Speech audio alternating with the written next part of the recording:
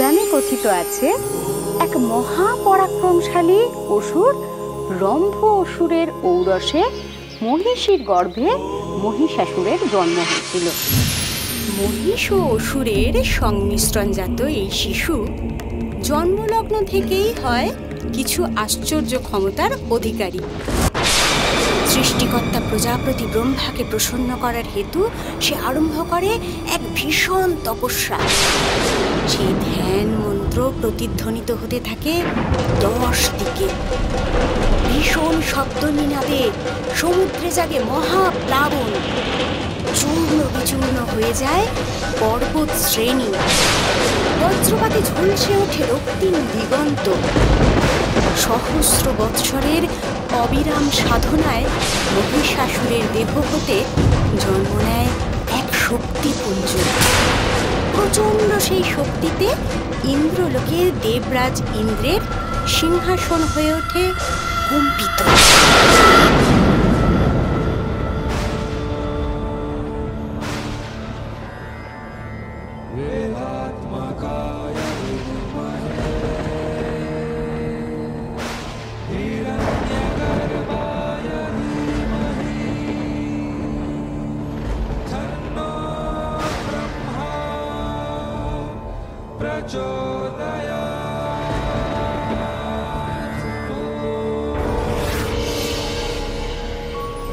হে রম্ভপুত্র,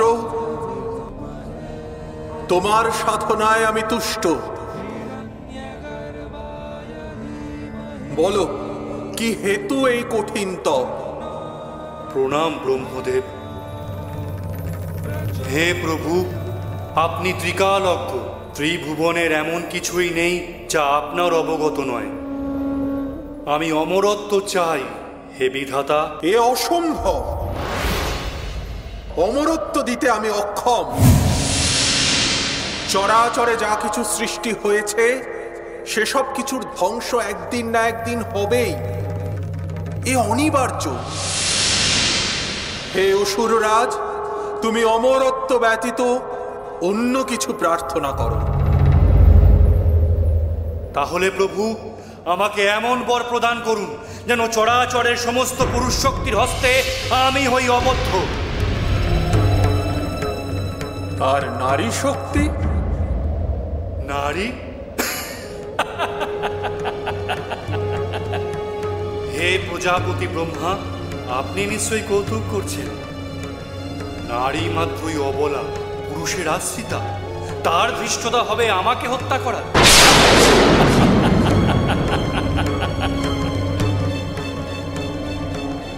তথাস্তু।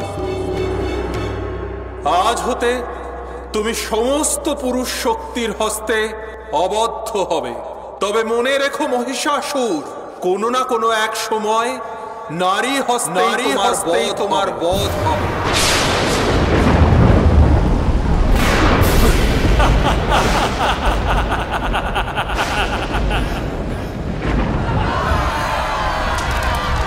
এরপর মহিষাসুর হয়ে উঠল আরো দুর্ধর্ষ।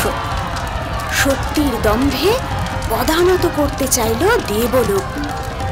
সমস্ত দেবগণ স্বর্গ থেকে বিতাড়িত হয়ে প্রজাপতি ব্রহ্মার শরণাপন্ন হলেন। এমতাবস্থায় ব্রহ্মা সকল দেবগণকে নিয়ে গেলেন ভগবান শ্রী বিষ্ণুর কাছে। সেইখানে বিষ্ণুলোকে উপস্থিত ছিলেন স্বয়ং দেবাদিদেব মহাদেব। পুরুষ শক্তির সম্মুখে মহিষাসুর অজেয়, তা সকলের অবগত। তাহলে উপায়? ব্রহ্মা, বিষ্ণু এবং মহেশ্বর সমস্ত দেবগণ একাগ্র চিত্তে স্মরণ করতে থাকেন এই আদ্যা শক্তি মহামায়ার।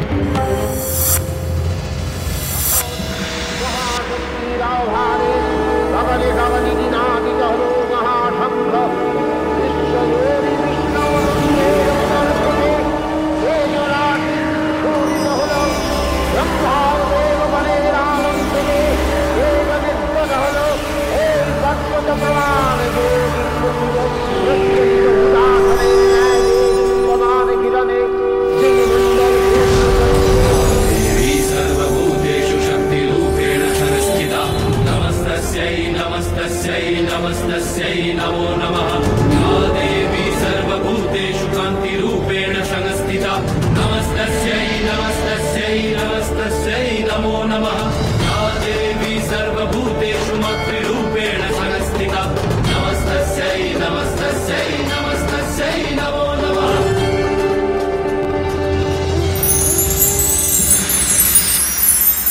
হে দেবগণ, আমি আদ্যাশক্তি, পরমা প্রকৃতি মহামায়া। এই জগতের ধারণকর্ত্রী আমি। আমা হতে এই বিশ্ব সংসারের উৎপত্তি, আবার আমাতেই তা হয় বিলীন। অশুভ শক্তির বিনাশে শুভের প্রতিষ্ঠা হেতু আমার এইখানে আবির্ভাব।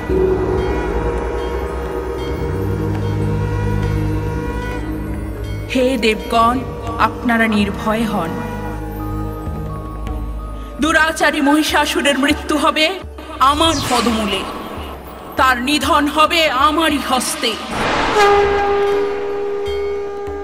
তা পূর্ব নির্ধারিত।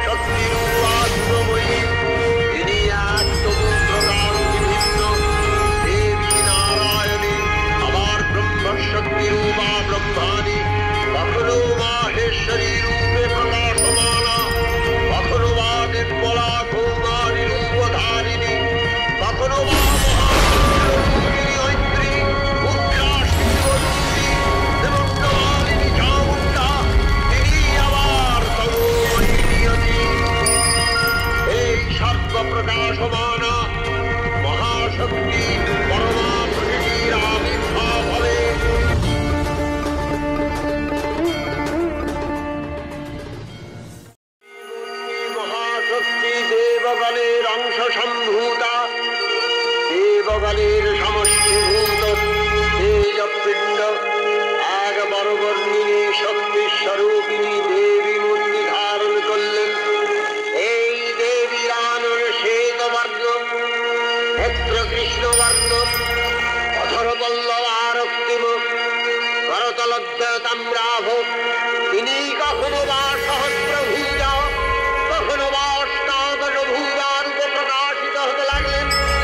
এই ভীমকান্ত রূপিণী দেবী ত্রিগুণা মহালক্ষ্মী, তিনি আদ্যা মহাশক্তি মহাদেবীর মহামহিমময় আবির্ভাবে দিকে দিকে তার বর্ণদীপ ধ্বনিত হয়ে উঠল।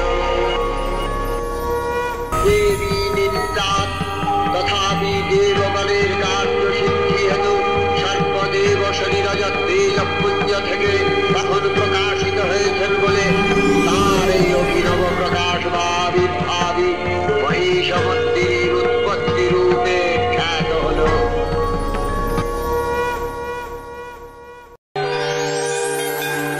শূলপাণি দেন তার আপন ত্রিশূল, বরুণ দিলেন শঙ্খ চক্র শ্রী বিষ্ণু, অগ্নি দিলেন শক্তি পবন ধনুর্বাণ, ইন্দ্র দেন ঘণ্টা আর বজ্র সুমহান, কালদণ্ড দেন যম জলদেব পাশ, এইবার হইবেই মহিষাসুরনাশ।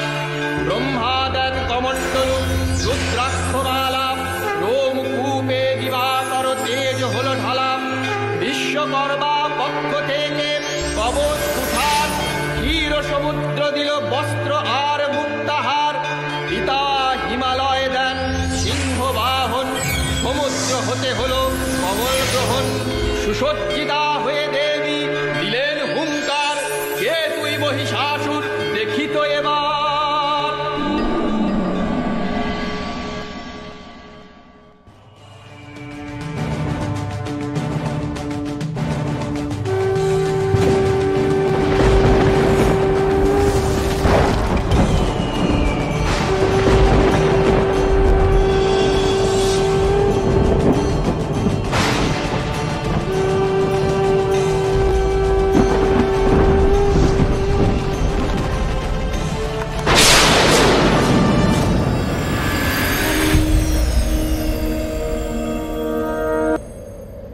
হে দেবী, তুমি তো সাধারণ সুন্দরী নও। স্বয়ং মহিষাসুর তোমার এই মোহিনী রূপের প্রতি তীব্র আকর্ষণ অনুভব করছে। নিকটে এসো, আরো নিকটে, তোমাকে ভালো করে নিরীক্ষণ করি। ওরে মূর্খ, দুর্মতি, এই বিশ্ব ব্রহ্মাণ্ডের ধারণকর্ত্রী আমি। তুই নিজের সেই ধাত্রীরূপী মাতাকে কামনা করিস। আমার প্রতি এই আকর্ষণ ক্ষণকালের মধ্যে আতঙ্কে না রূপান্তরিত হয়। কি বললে দেবী? আতঙ্ক? আমার স্বর্গ মর্ত পাতালের একচ্ছত্র অধিপতি অসুরাজ মহিষাসুরে? তোমাকে যত দেখছি আমার বাসনা তত তীব্র হচ্ছে। আর দেরি কেন? আমার অঙ্কশায়িনী হও, তোমাকে রাজ ঐশ্বর্য দেব, জগতের সমস্ত সুখ তোমার পায়ের কাছে এনে দেব। সোনার পালঙ্কে তুমি শুধু আমার বক্ষবিলাসিনী হবে। আর বিলম্ব করো না। একে বিনাশকালে বুদ্ধিনাশ, নাকি প্রাণ ত্যাগের পূর্বক্ষণে আতঙ্কের প্রলাপ? ওরে দুরাচারী, তোর অন্তিম ক্ষণ আসন্ন। যে মোহিনী রূপের সঙ্গলাভের এত কামনা তোর, সেই রূপের তেজেই তুই ভস্ম হয়ে যাবি। অদৃশ্য হয়ে যাবে তোর শৌর্য, বীর্য, দম্ভ। ওহে অবলা নারী, অন্তঃপুরবাসিনী, তোমার মিথ্যা আস্ফালন যথার্থই আমার মনোরঞ্জন করছে। শেষবারের মতো বলছি, বলো কিসের বিনিময়ে তুমি আমার প্রণয়ী হবে? বলো কিসের বিনিময়?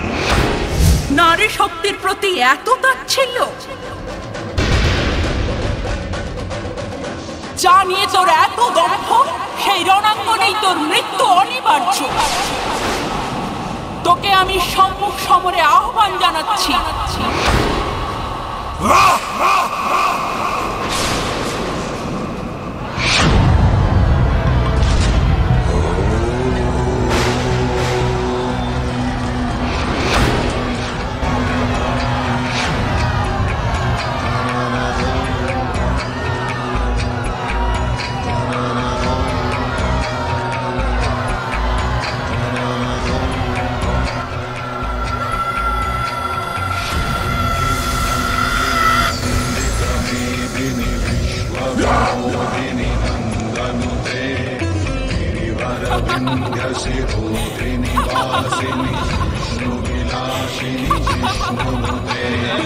भगवती हेशिति कंठ कुटुंबिनी भूरि कुटुंबिनी भूरि कृते जय जय हे महिषासुर मर्दिनी रम्यकपर्दिनी शैलसुते मयि गिरिनन्दिनि नन्दित मेदिनि विश्वविनोदिनि नन्दनुते गिरिवरविन्द्रशिरोधिनि वासिनि विष्णुविलासिनि जिष्णुनुते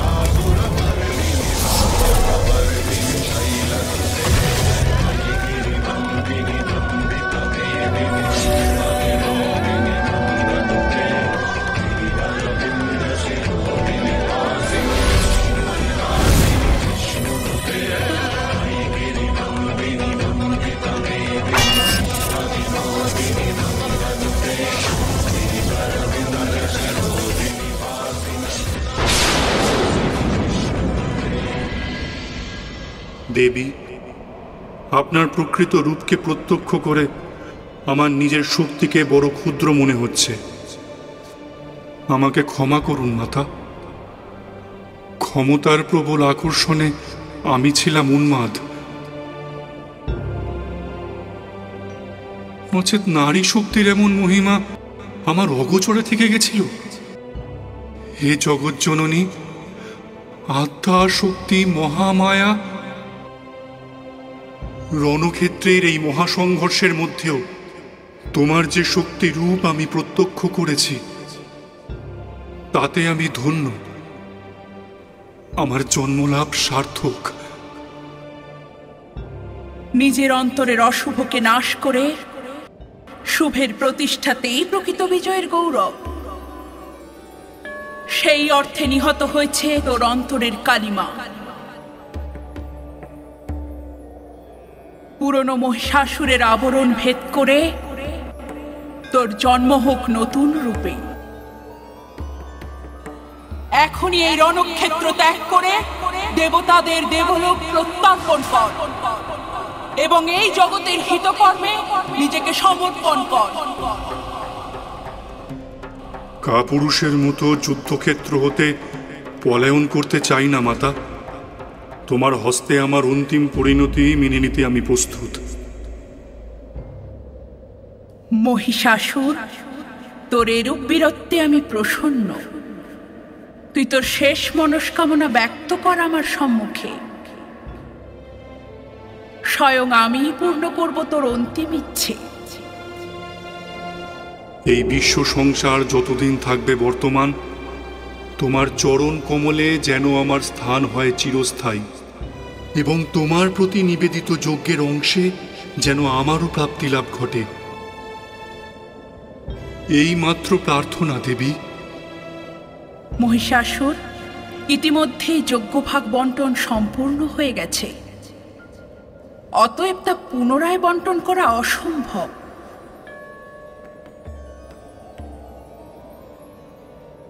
কিন্তু তোকে আমি এই আশীর্বাদ করছি যে মর্তলোকে আমার পূজার একটি অংশ তোর উদ্দেশ্যে নিবেদিত হবে যুগে যুগে, এবং আমার এই রূপ মহিষাসুর মর্দিনী রূপে পূজিত হবে এই জগৎ সংসারে।